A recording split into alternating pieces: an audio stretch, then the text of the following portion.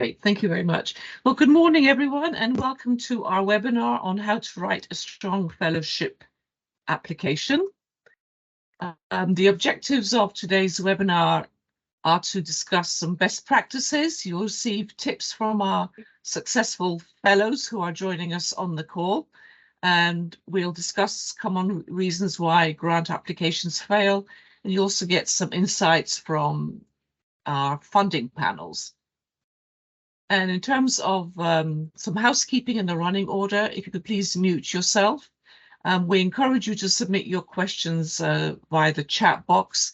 We will be monitoring that and trying to respond to as many questions as we can in the chat, though we will also have opportunities to have a live discussion as well during the webinar. And please note that it is being recorded.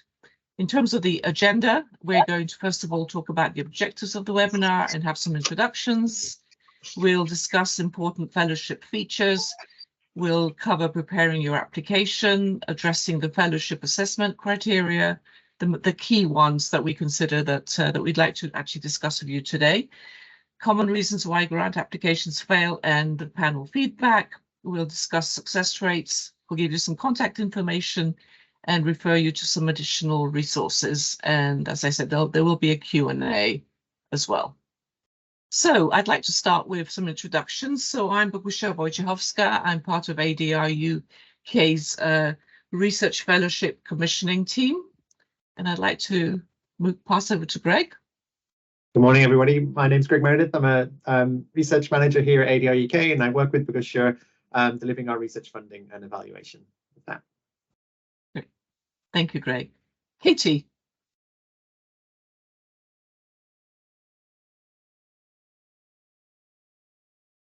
Hi, apologies, my camera won't come on then. Katie Hunter, I'm a lecturer in criminology at MMU, and I'm using the MOJ and the DFE data share. Great, thank you. And Angela?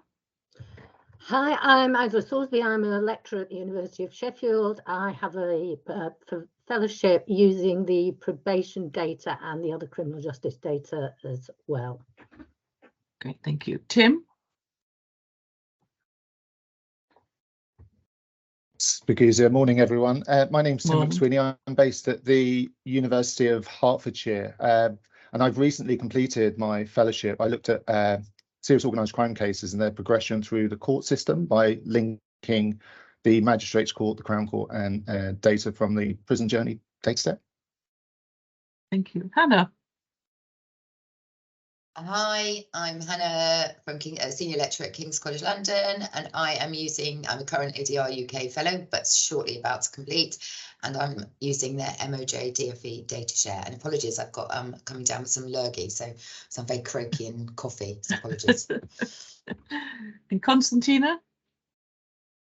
I can't see Constantina or Anna in the meeting currently, so we may have to come back to those when the slides come up. So we'll move on to the next slide, and we can introduce them later. So I'd just like to cover some important features with regard to our fellowship. So first of all, it's an 18-month research grant up to 175,000 at 100% full economic costs. And we have included an optional expressions of interest phase. So if you'd like to submit an expression of interest, please do so by the 15th of August. And we've given you the email address and the subject line to include when you submit the expression of interest. And please don't worry about taking notes right now, because we are going to share the recording and the slides with you, so you will have all this information available. The deadline to apply is the 10th of October, and we do stress, please don't leave it till the last minute to apply, because sometimes your university research officers might be very busy, and you might just miss that 4 o'clock deadline.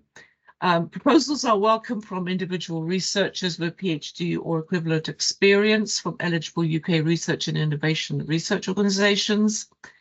The eligible data sets which you can apply to use are in our flagship data brochure, and the link again, it'll be included, it's in the slides, we'll share that with you.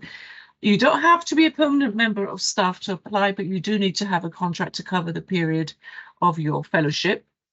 Our funding panels make recommendations for funding. The funding is actually subject to data owner approval. And the webinars on the priority data sets are available on our website. And if you have any difficulty finding those, we can certainly share the links with you. So I'm going to now hand over to one of our fellows, Katie, who's going to talk about preparing for your fellowship application. Thanks, Bagusha.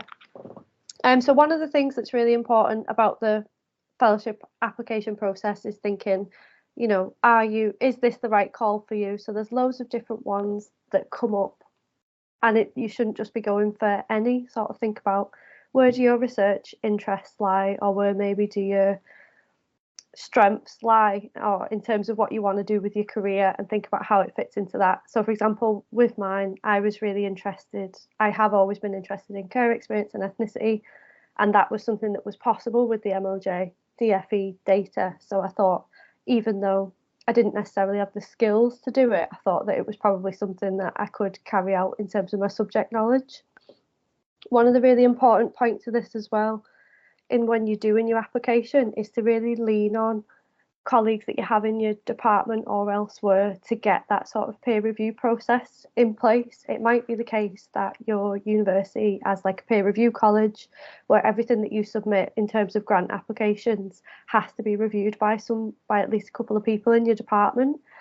At my previous department, I was at Lancaster at the time, the peer review college turnaround was longer than the application turnaround. So I had to sort this out informally with people that were in my institution, but you will already have links with people, or that you can at least ask who is the best person to get to review this.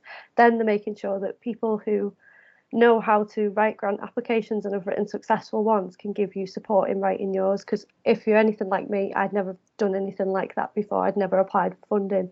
So it was a really important point of support. So it's that, go to your peer review college if you've got one. If you haven't, find some members of staff who'll support you.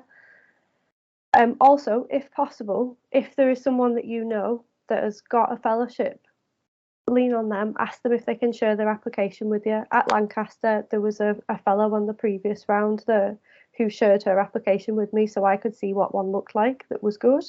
So it was really helpful in terms of shaping my own application. Even though the subject was different and the data was different, I could at least know how to fill in all of the different elements of the application, because there are quite a few different bits. Also, what's really important is the moment you decide that you think that you might apply for one of these funding calls is to get in touch with the research support office. They've always got a different name at different universities. It's research support office, or research and innovation, or whatever it is. Find out who the person is that supports you to make applications for funding and tell them as soon as possible, because in my experience, what they do is that they will have a look at the funding call. They will help you sort of draw up a timeline of exactly what it is that you need to do in order to get that funding application in. And also it means that you are, as Bagusha mentioned, hitting that 4 p.m. deadline on the day, because actually, you might be ready to hit send, but you send it and then it goes into the internal pool at your university, and then someone in the research support office has to send it off for you by that 4 p.m. deadline. So it's always better that they are aware right the way through the process when you're submitting and what you're submitting, and that they can support you to do it. So that's just to reiterate, don't wait until the last day or so. Really don't, because often they will have loads and loads of different grant applications that need to go in at a certain time. You want to make sure that you've got that support and can meet the deadline. Also, in terms of thinking about when you're developing your application, think about what support you might need. This is a fellowship. This is, as much as it's about you doing a piece of research, is about you developing as a researcher as well. So I was predominantly a qualitative researcher before I did this project. So I knew that I needed support there in order to do the statistics stuff. So I got a couple of mentors. I got a subject specific one, an applied statistician, to support me throughout the project, and he's been absolutely invaluable. So you need to think about what support team you might need, and also, is there anyone that you work with that might be able to support you in other ways? So I've got a project partner, Bernardo's, are doing a similar qualitative piece of research on the same topic as me, And that's led to us doing lots of work together in terms of thinking about dissemination and ways that we can take learning from both pieces of research forward. So it's just to think about that, and it also strengthens your application then, because even if you have an organisation that doesn't necessarily want to be involved, if they can support you in any way and you can put that into your application, you're giving yourself additional credibility in terms of looking like it's a project that's worth doing and can actually be done as well. Great, thank you, Katie.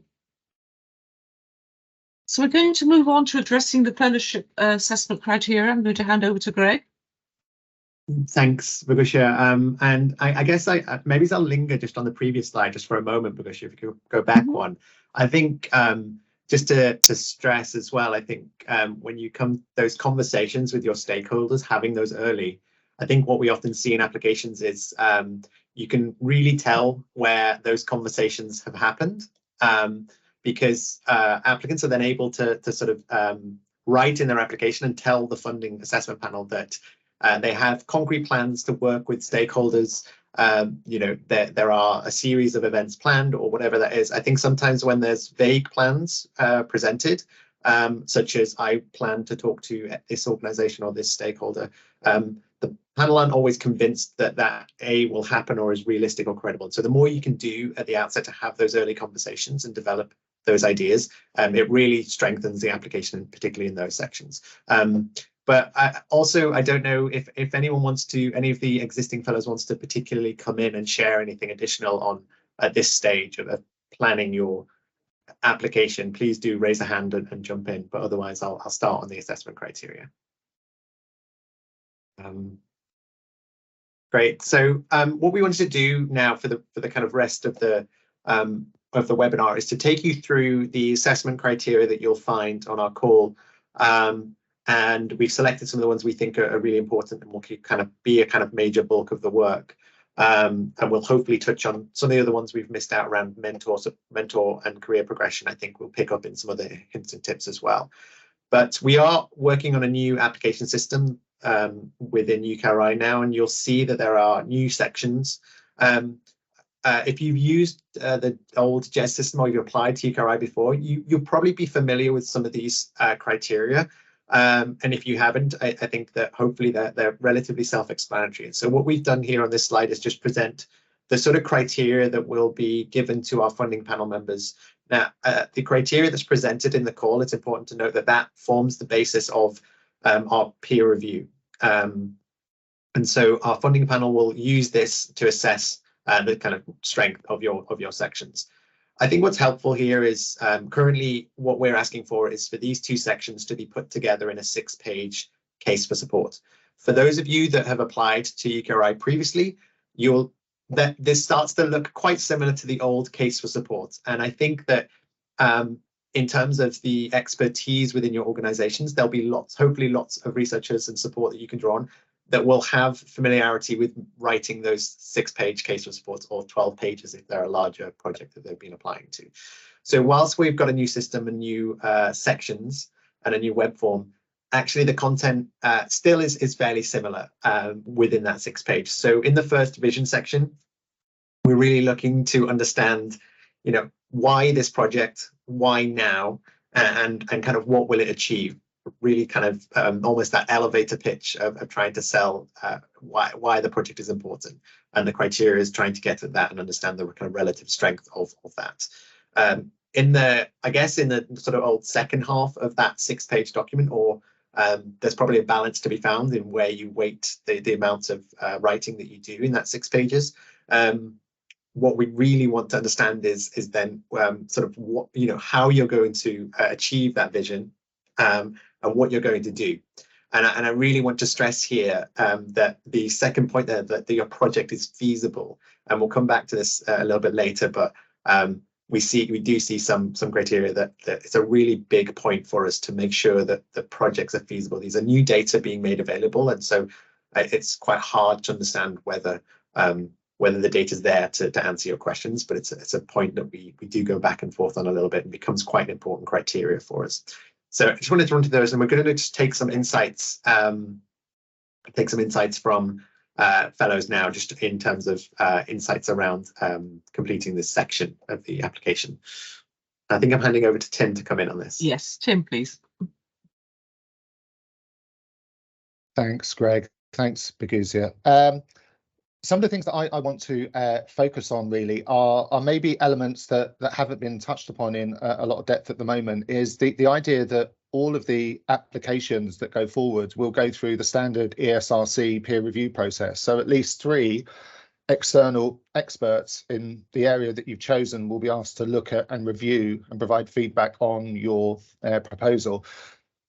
And actually that was quite a useful exercise, I think, because it drew my attention to a number of areas that maybe I'd kind of neglected as part of the application process. So for me, that kind of peer review process in particular was quite a useful exercise. And because it does go through that separate process, I think it's worth kind of highlighting as part of your application that you're going to be undertaking a project at quite significant scale, given the nature of the data sets that are available through Data First. And I wouldn't presuppose that the person who's reviewing your application knows anything about Data First. So in terms of developing that application, I would assume no prior knowledge from the reviewer about the Data First resources. So to my mind, it really is worth emphasising the fact that you're going to be doing something on a significant scale in a topic that maybe hasn't been looked at in this depth before. So that would be, I guess, my first piece of advice or tip to people in developing their application is actually don't presuppose any kind of knowledge on the part of the external reviewer. And again, there's lots of scope within the data sets to come at your topic area from lots of different angles, whether it's looking at particular offences, particular categories of offender, and also looking at the impact of different things like probation supervision.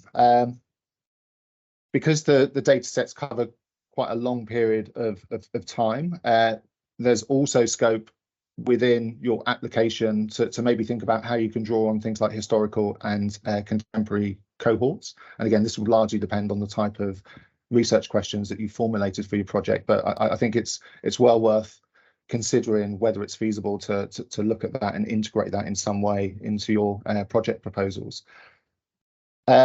Again, I think linking on to some of the points that Greg and Katie have already mentioned, I think it's really important to draw attention to how your proposal and your research project is going to fill an identified gap in knowledge in this particular area. And there's a number of ways in which it's possible to do that. So some of the more obvious examples, I think, are looking at the areas of research interest documents that all government departments produce. So there'll be relevant documents for the Home Office, for the Ministry of Justice, which if you haven't looked at already, I would strongly encourage people to do that and to draw on that as part of their proposal and application. Katie also mentioned the idea of getting support from different stakeholders in the form of things like letters of support. So I was quite fortunate at the time I was developing my application, I was already involved in some discussions with a government department who were interested in focusing their research activity around serious organised crime. So it was possible through that relationship, if you like, to actually get a letter of support that was submitted as part of the application. So again, if you do have contacts with any organisations who are going to lend weight or support to your application, then I would encourage you to do that. And as part of the JES application process, there is a kind of expectation, if you like, that people will have made some contact with different stakeholders. And if you are struggling to identify different stakeholders, then each of those areas of research interest publications that I mentioned have generic email inboxes that people are able to contact and maybe try and initiate a conversation with different policy people and stakeholders within those relevant departments. Again, I think one of the key things that external reviewers as part of the application review process are going to be looking for is evidence of how your project is going to contribute either to developing knowledge theoretically, informing policy in a particular area, or how some of the findings from your project are actually going to inform practice on the ground in relation to your particular topic area. So I think in developing your proposal, it's really important to think about how you're going to speak to each of those kind of areas in order to enhance the quality of your application, if you like. And again, I think finally, in terms of thinking about the vision for your project, it's really important to clearly state how your project, given the scale of the data that are available through the initiative, is going to allow you to answer new, pressing and really kind of novel research questions. Again, tying this back to things like the areas of research interest documents. Next slide, please.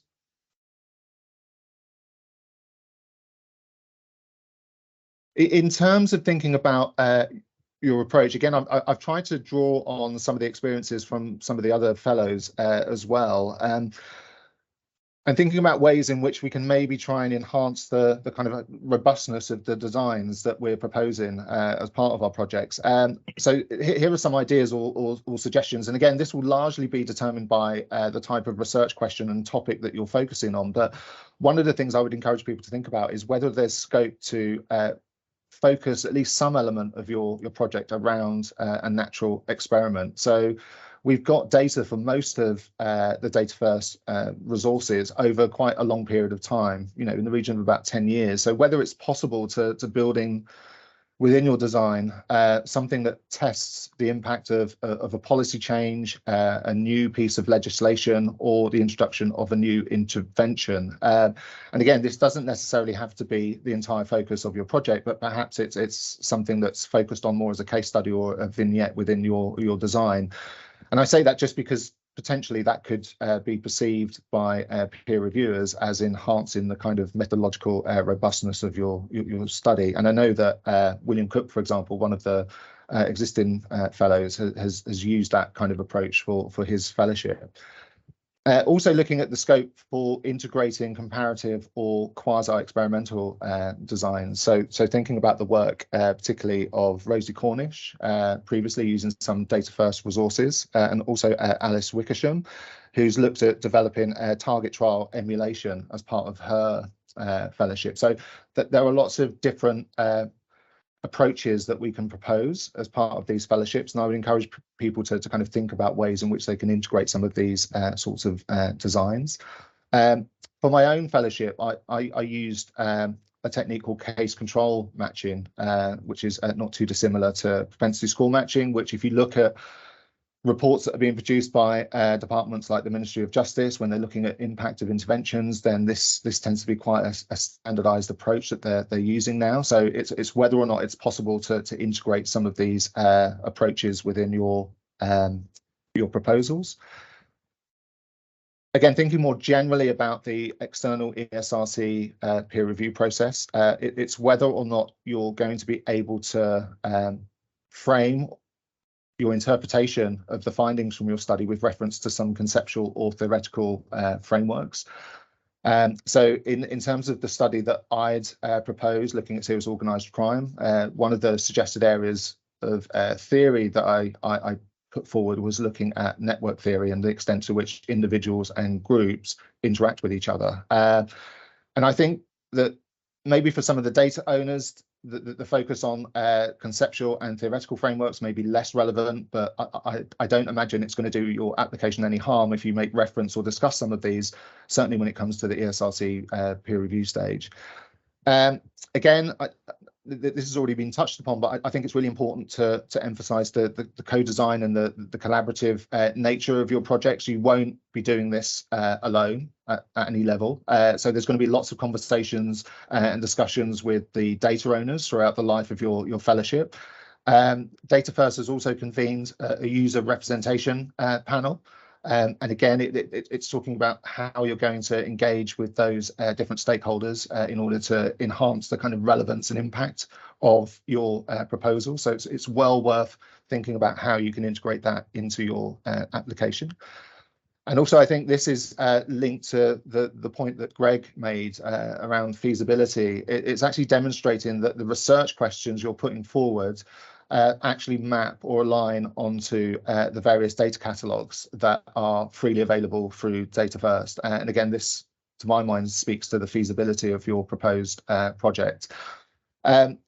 I would also encourage people to take up the offer of using the expression of interest process. One of the reasons that I mention this is because as part of my fellowship, one of the the areas that I was looking at was suggesting areas for, I guess, further research on this particular topic. And I was keen to look at a particular interventional order that was being delivered, particularly to serious organised crime offenders. But once I'd actually looked at the data, it became apparent that the number of orders being imposed was so small that it wasn't actually feasible to propose a larger scale study on that. So again, it's worth embracing any of the kind of opportunities you get to test the feasibility of what you're proposing to do as part of your project.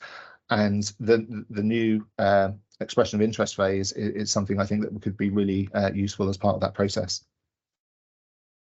Great, thank you, Tim. You mentioned JES. We're no longer using the JES system with these new applications, TFS, but the same observation applies. Okay, Katie. Vision and approach advice and tips on the writing. Yeah, so just in terms of thinking about writing your actual application, you need to, I think probably the most important thing is a really strong sort of idea.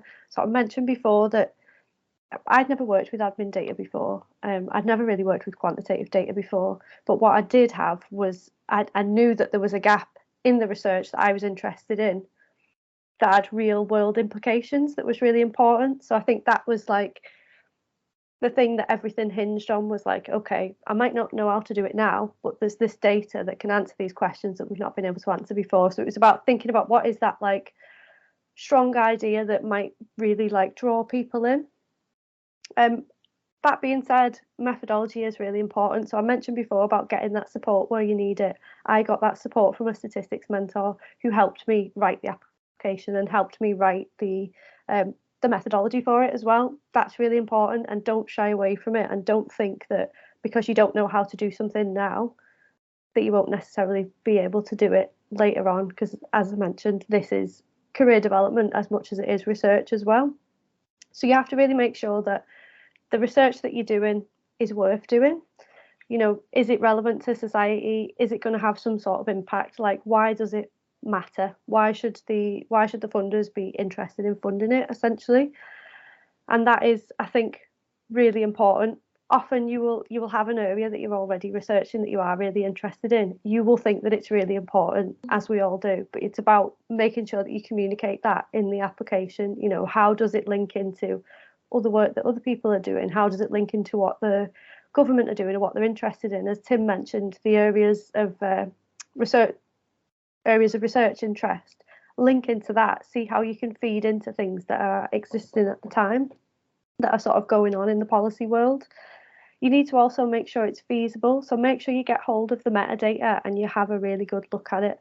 I sort of misunderstood the metadata actually, and I was given a chance to amend my methodology slightly after the review process, because there were some things that I suggested that just physically weren't possible with the data, and you might not be so lucky. So I think it is getting that metadata. If you don't understand it, getting some support from someone who might be able to talk you through it and tell you what exactly those variables mean and how that might translate into practice in terms of using the data. You also need to make sure that you really understand the assessment criteria. This is where your research support office can help. They will often read it and then flag the most important sort of elements about what you should be really pulling through in your application. But some sort of really good advice in terms of this is, what are the research priorities of ADR UK? What is the sort of language that they use? Try and reflect that language back to them. You know, if they're talking about policy impact, use the words policy impact. You know, try and use that, so you are making it really easy for your reviewers to go tick that box. Yes, they've demonstrated this, they've demonstrated that. So you will be doing that anyway, but it's just being really explicit in the application, reflecting the language back to them. And you do that referring to the ADR UK's priorities. Use the language in the eligibility criteria or the specification. You know, really try and sort of highlight some key phrases out there and use it in your application. You need to also make your plans convincing and credible. Now, it might be the case that you suggest something and you think, actually, I'm not quite sure that's going to work, and that's fine. But what you need to do is make your funders believe absolutely that you have 100% confidence in that this is going to work. You know, you don't really know until you get that data exactly how it's going to pan out.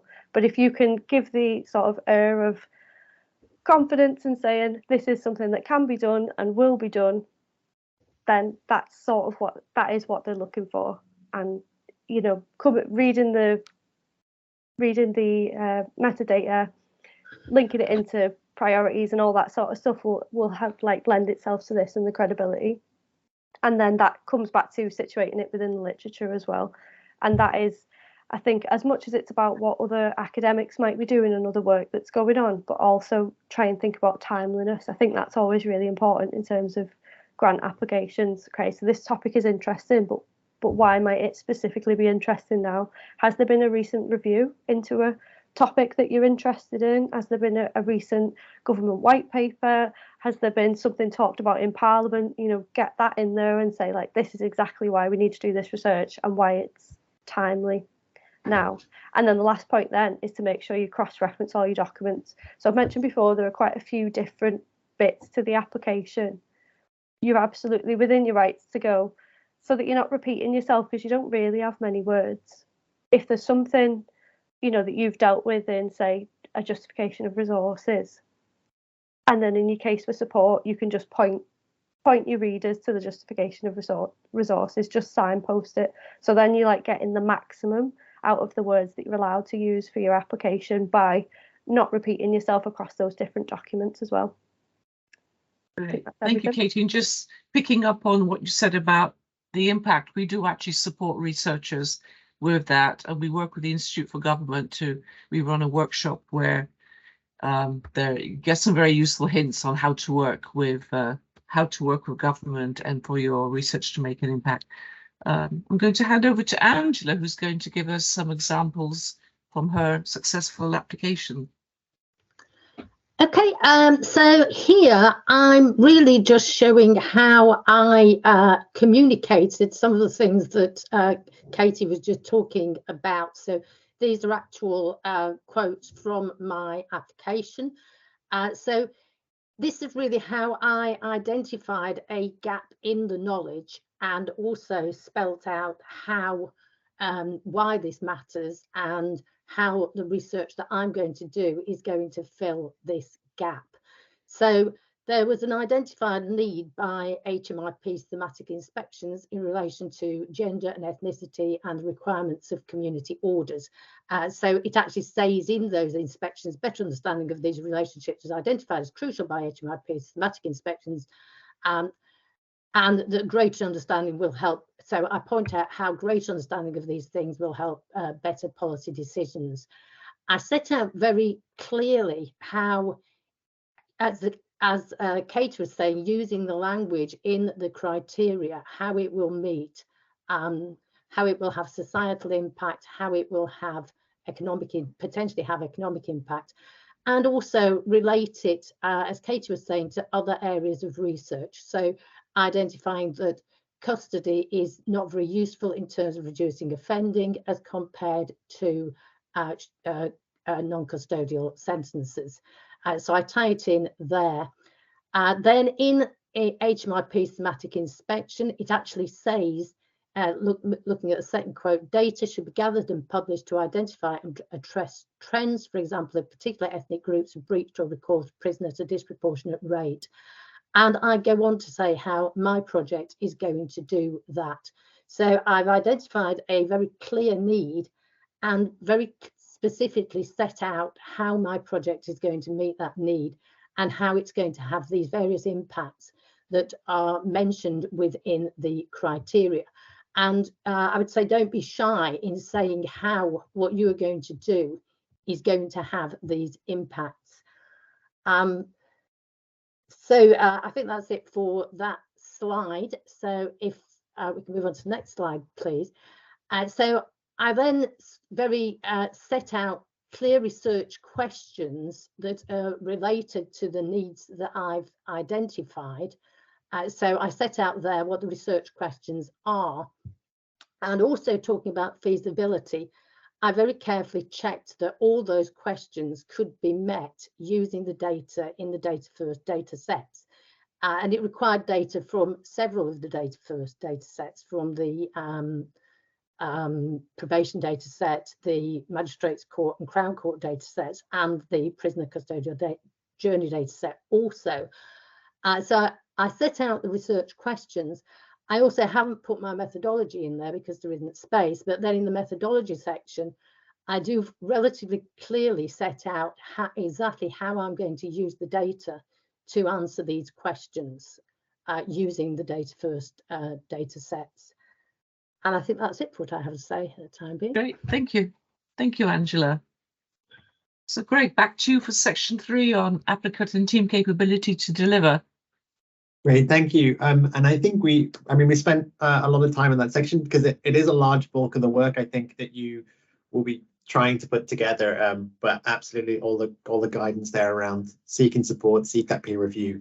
I think one thing that your panel and the peer reviewers find helpful is just nice, clear headings and sort of clearly set out. This will be in a slightly different form, but the more you can do to help guide the reviewer to the important information, the better.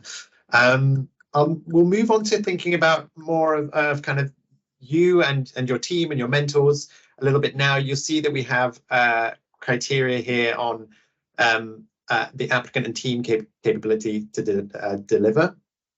We're really just looking, like Katie touched on, make sure you've got if you don't have the skills, you need to provide evidence that support and mentorship is around you to do that.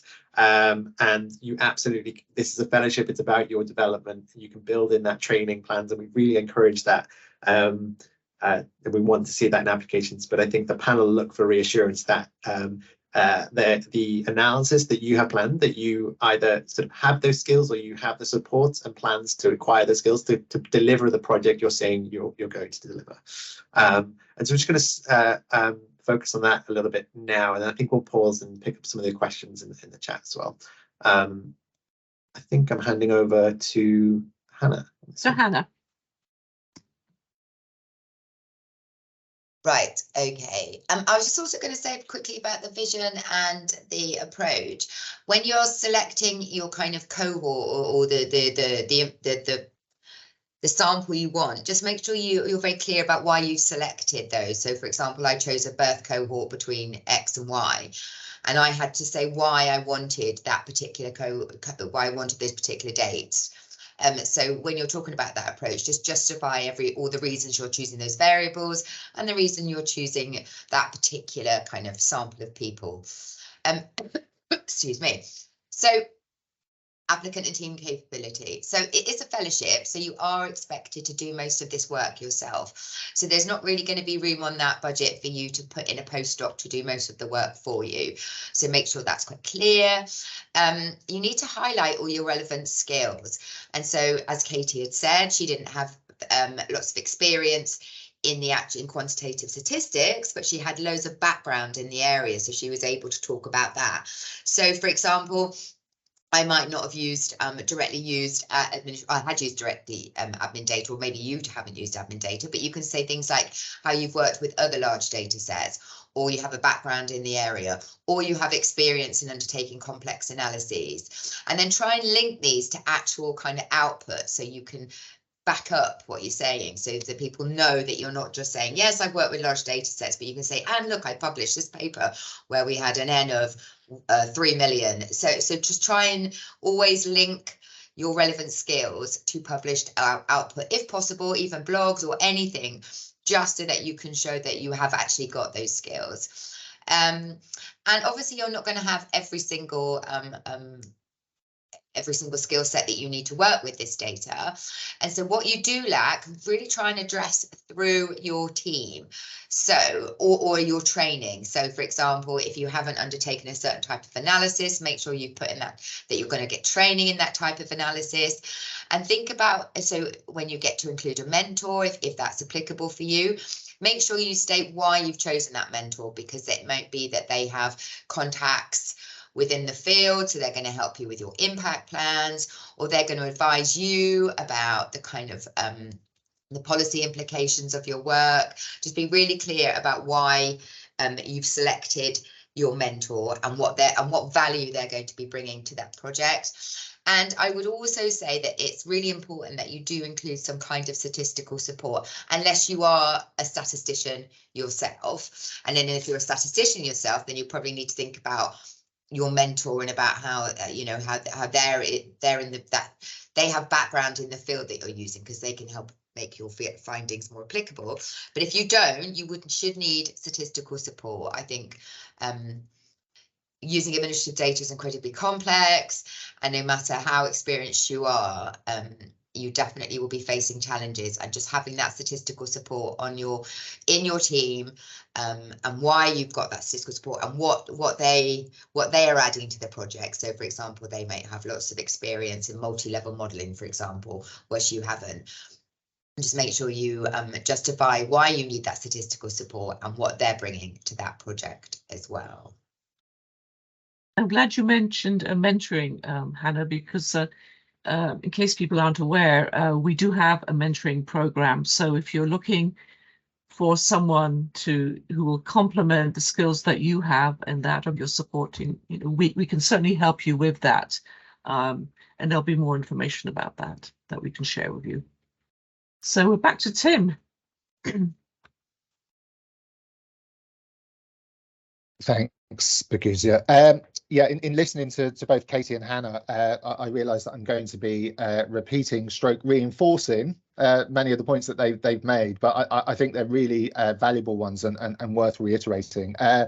I think I was quite fortunate in coming to the application process in the sense that I'd already had a lot of experience of working with quite large-scale admin data sets. I picked up from the external review process that in some ways that's kind of reassuring, I guess, for external reviewers and maybe even for data owners if people do have that kind of prior experience. So if you do have experience of designing and delivering studies, even if they are on a much smaller scale, then I would encourage people to talk about that and highlight that within their application.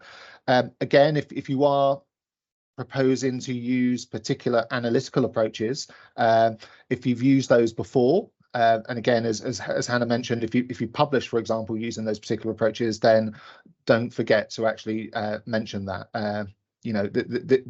I guess part of the application process is you almost selling yourself as a kind of developing researcher in these areas. So again, if you've had experience of using these kind of designs and approaches or the analytical methods, then please make sure that you kind of emphasize that within your application. And again, Katie mentioned this idea that part of the fellowship, the ideal behind it is that it's about your development. So even if you don't have the particular experience or the skills, it's really important that you talk about how you're going to gain those or develop them during the course of the fellowship. So whether that's going off and actually doing some dedicated training to equip you with those skills or that knowledge. And again, as already been mentioned, the use of mentors, whether that's through the ADR UK programme, or whether you're looking to engage with a mentor either within your institution or elsewhere. That's, I guess, really kind of important to emphasize, and also to cost that appropriately. So if you are bringing in some expertise, it's possible within the fellowship call to actually cost that within your proposal. So I can give one example of my own fellowship where I proposed to use some mapping software that I had no prior knowledge or experience of. So I was able to actually then cost that into my project, where I could engage someone from our geography department who had experience in that, and they were able, if you like, to kind of train me up in the use of that particular software. So again, if there are skills deficits, it's not I guess a negative on your application. It's actually then turning that into a positive, talking about how you're going to develop that skill set as part of your fellowship. Great, thank you, Tim. Greg, section 4, resources and cost justification. Yes, thanks. And I wonder whether, I think we're sort of answering questions as we go in the chat, and hopefully people are finding this useful, and we'll just keep rolling. We did try to pack quite a lot into this webinar. It's recorded, and if we do go over, we'll continue and finish the slides and talking to those, and we'll share that. But yeah, if anyone does want to jump in with a question around the sections we've covered so far, I'll make a small pause here. or keep an eye on the chat. But I think we used to, just to point on the training things, and you certainly won't be disadvantaged. We used to offer additional funding on top, dedicated to training, acknowledging that we want to support that. That's now built into our model, but it really is. We do really want to see those the requests come through. A big pillar of our strategy at ADR UK is kind of developing researchers and the capacity to use these data, and so it's a really big part of our fellowships as well.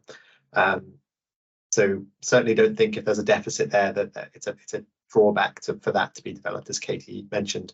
There's scope within our fellowships to address those skill gaps. I will keep rolling then, and we're going to talk now a little bit about the kind of resources and cost justification, and how to kind of set that out as well. Again, there'll be lots of support within your organization for this as well, hopefully, and we'll probably touch on that on the coming slides. Back to you, Tim.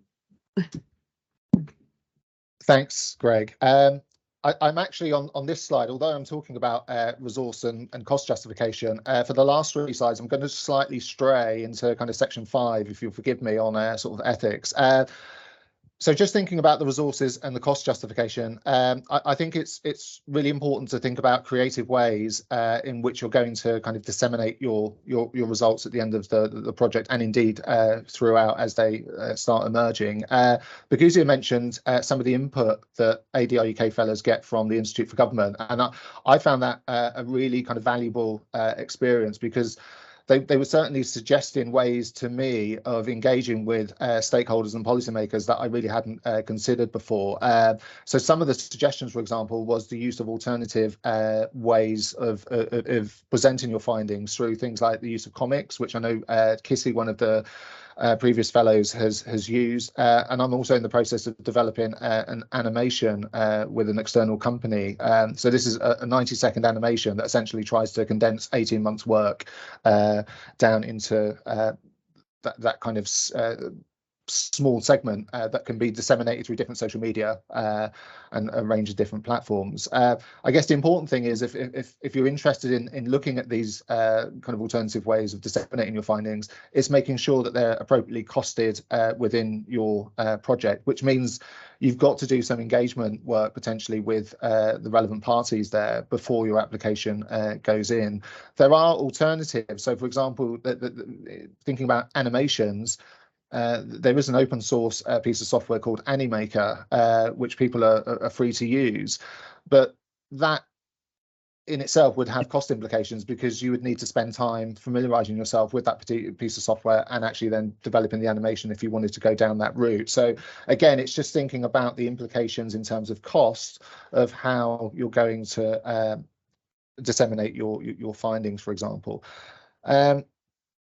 Again, I think this was mentioned earlier on about the idea of not underestimating the amount of work that will be involved, whether it's as part of the application process or actually later on in your journey when it comes to actually producing different outputs. So again, when you're costing that within your proposal, it's really just, I guess, encouraging people to make sure that those the estimates for the time it takes are realistic, because invariably it tends to take much longer than you originally anticipate. So it's really just being mindful of that and making sure that you're making full use of the resource that's available through the fellowship to do justice to those outputs.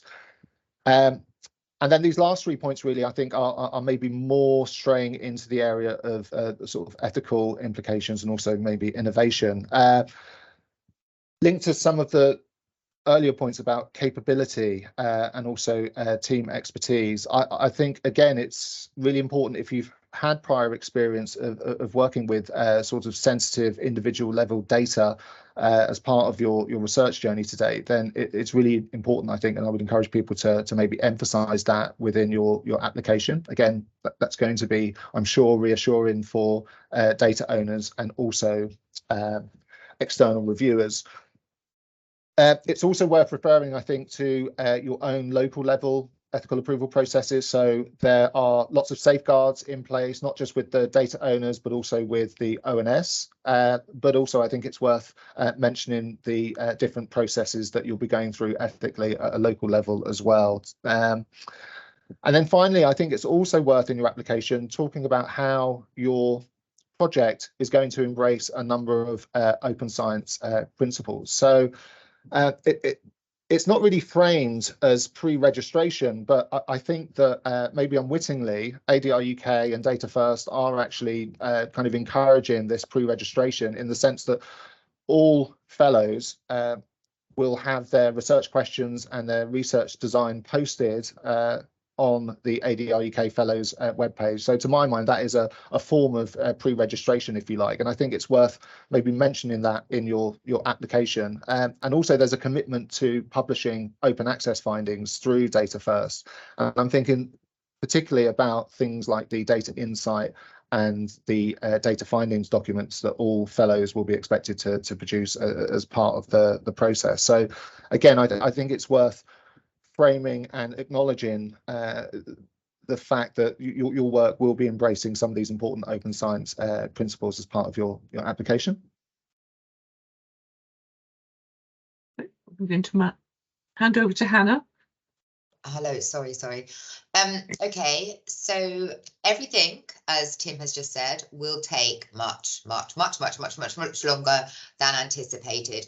And that's not even, that includes the outputs, that includes the statistical analysis. I mean, I am currently running work, and sometimes my analysis might take 4 days to run. And in that point, I can't actually do any other work within the statistical analysis. So just note that if you're doing complex modelling work or any complex work with really large sample sizes, it takes a long time. So when you're thinking about how much of your time to put into the project, just be aware that it will probably, it's always going to be a struggle, and you're going to need to everything will just take much longer, and putting in a little bit more of your time if possible would be better. So basically cost yourself into the budget realistically.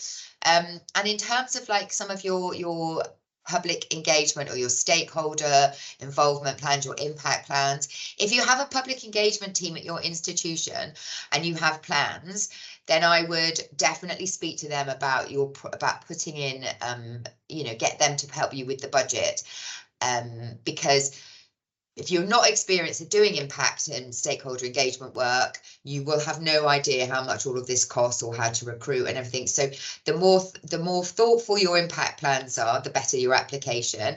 But also you need to make sure that those are costed realistically, because if they're not costed realistically, then that's kind of a bit, I guess for me, that's, or in my experience, is a bit of a red flag, as in your impact plans aren't really thought through. And I think probably other people who've ever done funding panels will agree there.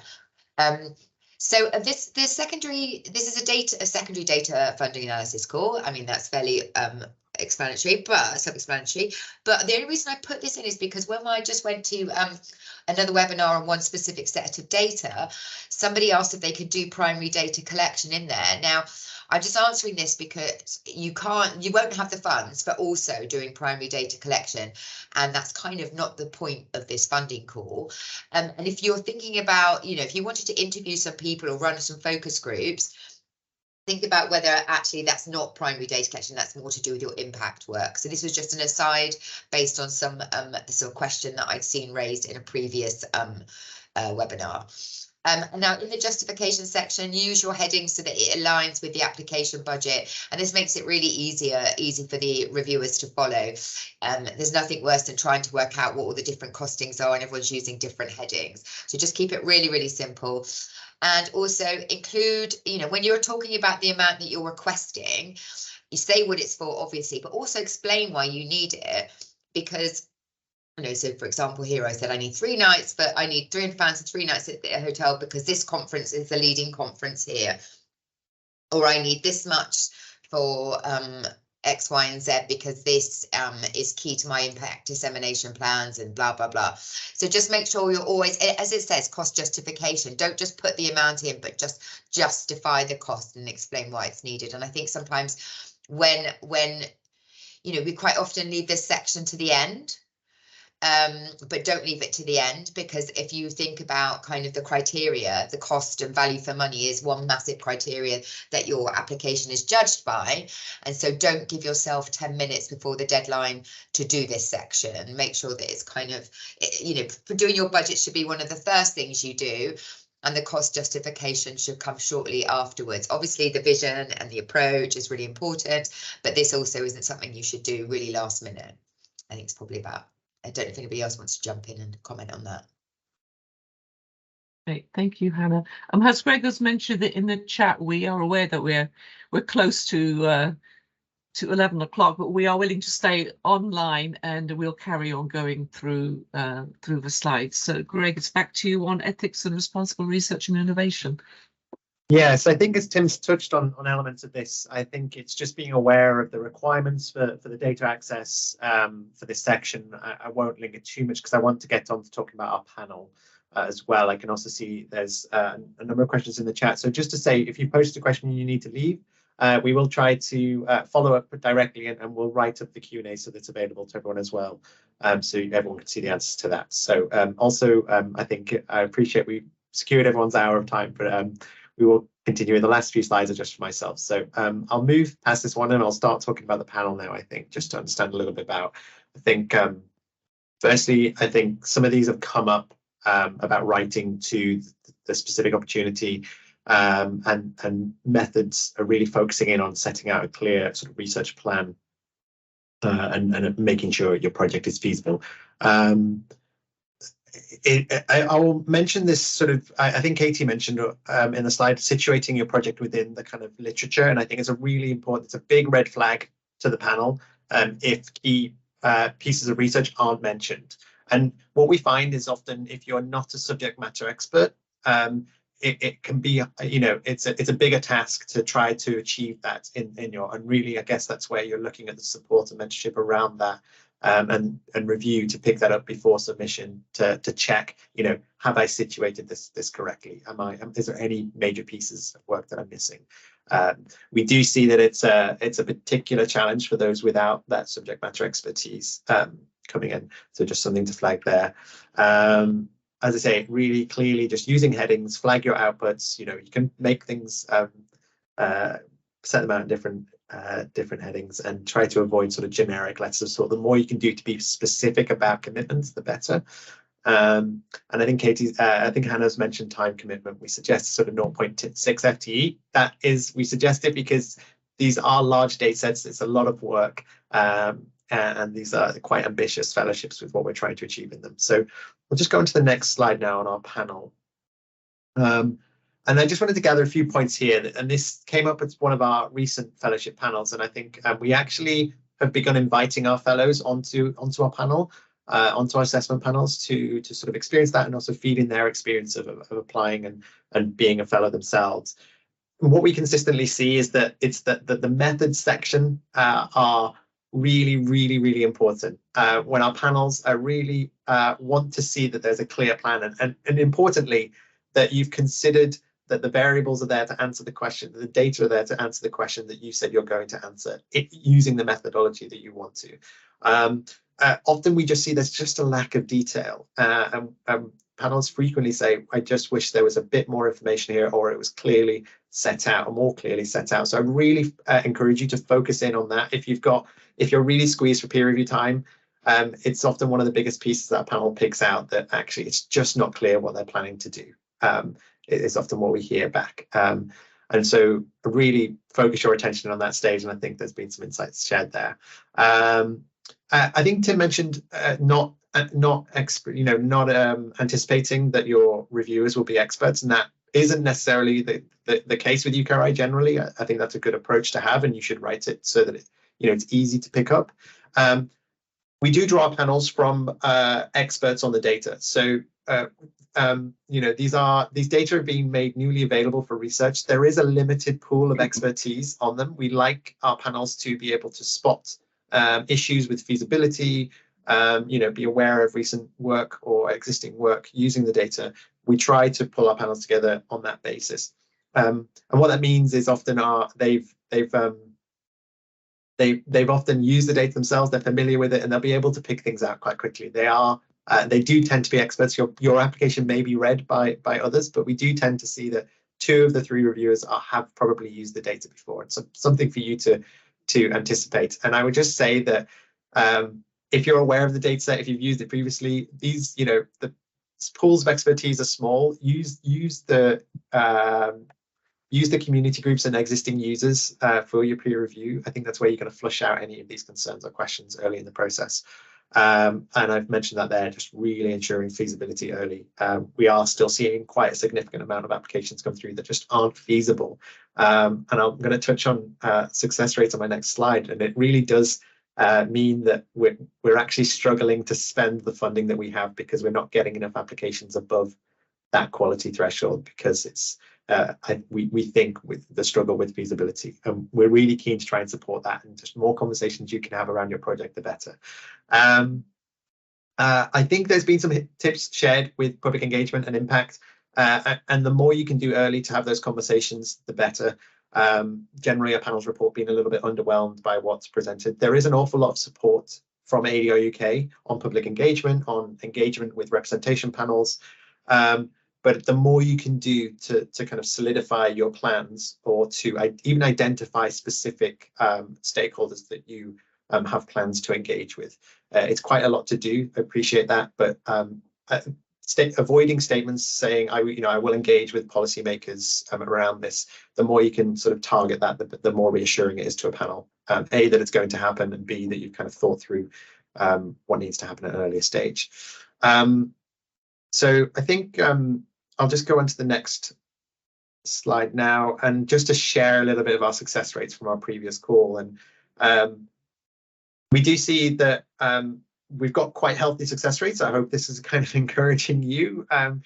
For our last fellowship call, we had funding to be closer to 50% success rates. Now, if you manage to get the success rates from any other calls, you'll see that that's quite a attractive one to be spending your time and effort applying to, if you've got a 50% success rate.